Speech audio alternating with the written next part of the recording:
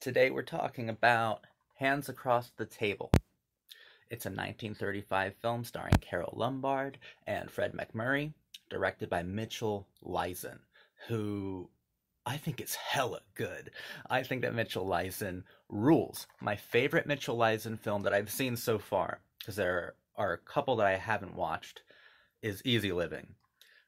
My cinematic twin, my queen, Jean Arthur, absolutely slays Easy Living.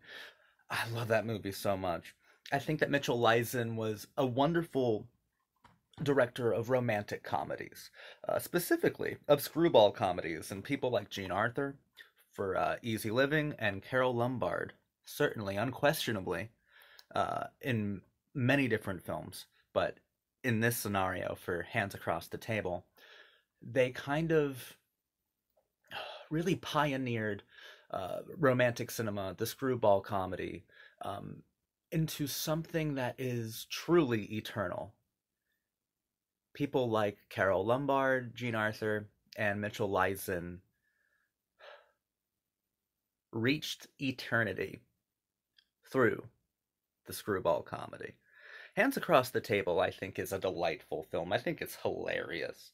Okay, I think it's a gorgeous film. I know in the background, another great comedy pioneer, Ernst Lubitsch, had a lot to do with getting this film off the ground. And it was a huge proving ground for Mitchell Leisen, who started off as a costume designer for Cecil B. DeMille, another director who I really appreciate and adore and plan to study in the future.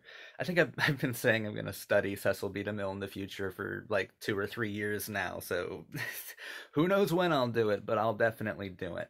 Mitchell Leisen got his start as a costume designer for Cecil B. DeMille, worked his way up to like art director for him, and eventually set out to make his own films. And his genius was romantic comedies. His genius was found in screwball comedies.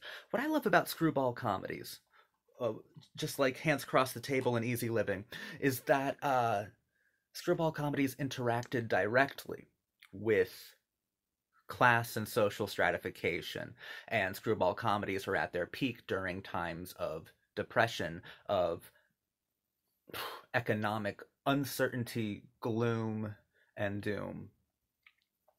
And I think Mitchell Leisen had a brilliant understanding of what the movie-going public wanted from a film. It's plainly evident in Easy Living, and it's refreshingly clear in Hands Across the Table. Hands Across the Table features Carole Lombard, who is one of the sexiest women who ever lived, playing a manicurist who is desperately trying to marry for money. And Fred MacMurray is like one of her targets. She wants to marry him for his money, but the joke of it, the kicker, is that Fred MacMurray is also broke.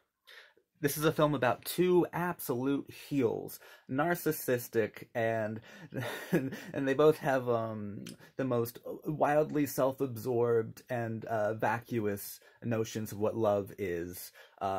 About two heels who fall for each other. It's and their chemistry is out of this world. Fred MacMurray and Carole Lombard are ravishing. They're delightful together. There's so much there's so much gold in this film. And Fred MacMurray, I think he was starting off in the picture business. This was pretty early on in his career, and I don't think he knew exactly how to be funny.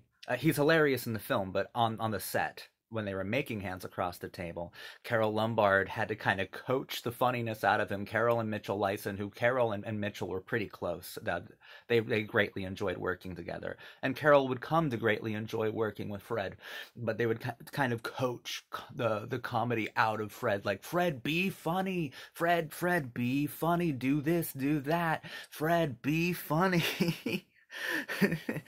And I think that's pretty cute, pretty adorable. The chemistry, though, is out of this world. what sets Mitchell Lyson's comedies apart is not only that they're funny, not only that they interact with class and social stratification, not only that films like Hands Across the Table gives the audience two heels, two self-absorbed, narcissistic, and gold-digging heels to completely identify with. These lovable, oh my god, these lovable narcissists.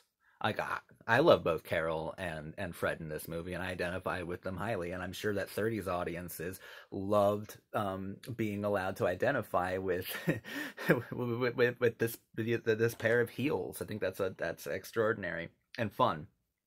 Not only are his films funny, and not only do they interact directly with class and social stratification, they're also really tender, right? And they can be extremely intimate. Uh, some of these shots, man, some of the shots in this film are beyond sexy. Like, they're palpable.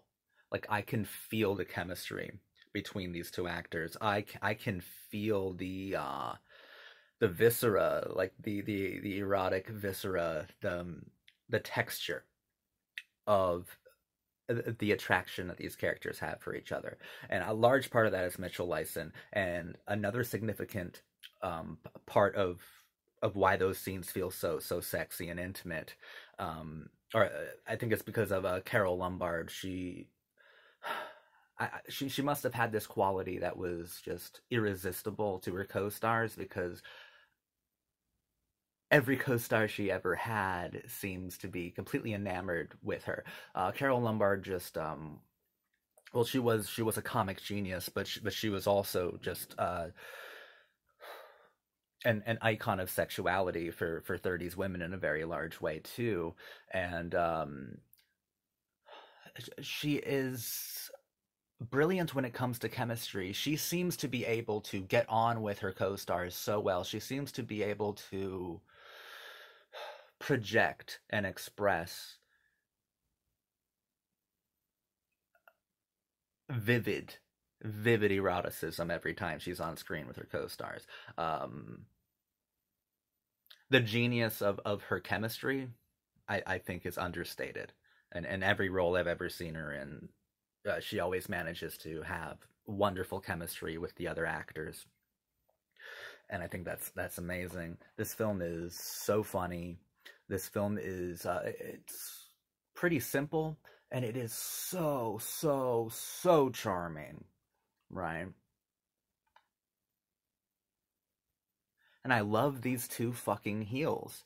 I love Carole Lombard and Fred MacMurray in this, and I find them so easy to relate with, or so easy to relate to, and so easy to identify with. I love them so much. This is one of my favorite Carole Lombard roles. I think she looks stunning in this film, and I think she does some of her funniest bits in this movie. And a lot of her funniest bits in this movie are, if I'm not mistaken, improv. There's this part where Fred MacMurray is talking to his fiance on the phone, and Carole Lombard comes in like, "Hello, hello, operator." Like, keeps doing that, and that is all improv. That entire scene is improv, and it's one of the funniest and most memorable scenes of the entire film. I love the I love the working relationship that kind of started from this film as well, because Carole would go on to act with Fred in a number of films, and Carole and Mitchell Lyson remained close friends up until her death.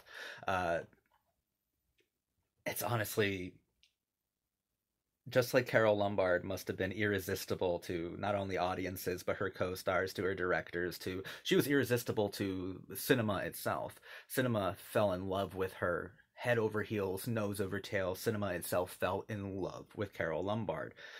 Cinema found Carole Lombard irresistible, and together, Carole Lombard and cinema reinvented the wheel of society itself, the wheel of romance, the wheel of comedy.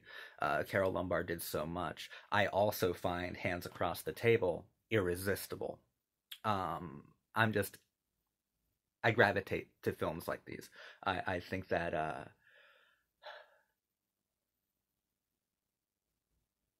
I think I like to smile, and Hands Across the Table really makes me smile.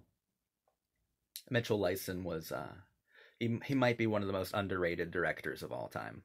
He was a genius, and he was pretty important. He was for queer directors, he was bi, and from a lot of accounts, it was a different time then. But from a lot of accounts, he kind of hated the fact that he was bi, and I have to include this kind of heartbreaking uh, story about Fred MacMurray. He would later go on to star in a television show called My Three Sons, and Mitchell Lyson, his career had kind of disintegrated in a pretty substantial way, and he tried to get work on My Three Sons. And Fred and Mitchell had made a lot of work, a lot of films together, like I think around 8 films together. And when Fred got word that Mitchell Lyson was gonna try to direct some episodes of My Three Sons, he said, "No, I don't want a gay director around me. I don't want to be around a gay director." That's heartbreaking. Especially, like, the amount of guidance and coaching that we've covered in this video that Lyson gave Fred MacMurray.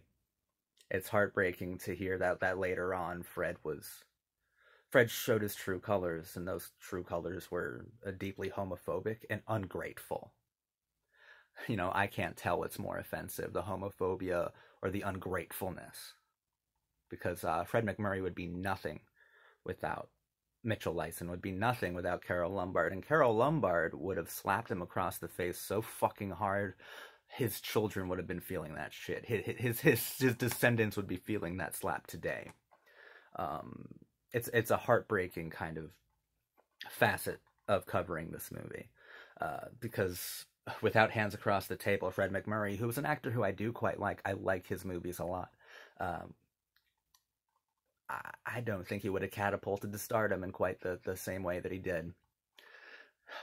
Hands Across the Table, I think, is so much fun. I love the way that it interacts with class and social stratification, and by way of allowing the typical moviegoer to see themselves within 2 narcissistic and sexy heels who are trying, gold diggers, right? Who are just obsessed with material gain and wealth and lives of the idle rich, like who end up falling in love with each other. And then there's a kind of anarchic, almost chaotic intimacy that they choose over money, over wealth, over marrying for privilege.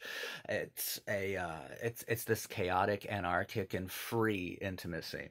And it feels so sexy and it feels so funny because it's Mitchell Lyson, it's Carole Lombard, and it's Fred MacMurray at the very peak, at the top of their game. And it is so good. It is so good. You don't need too many reasons why you should watch a Carole Lombard film. Just the opportunity to gawk at her for an hour and a half should be enough for any reasonable man.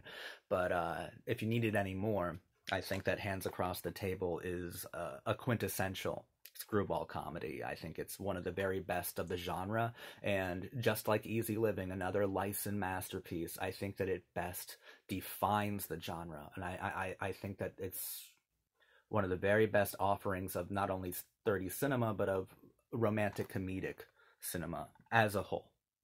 You know, and we can still see Lyson, we can still see Carole Lombard to this day in our more modern romantic comedies. The mark that Lyson and Lombard left through films like Hands Across the Table specifically is still felt. The impact is still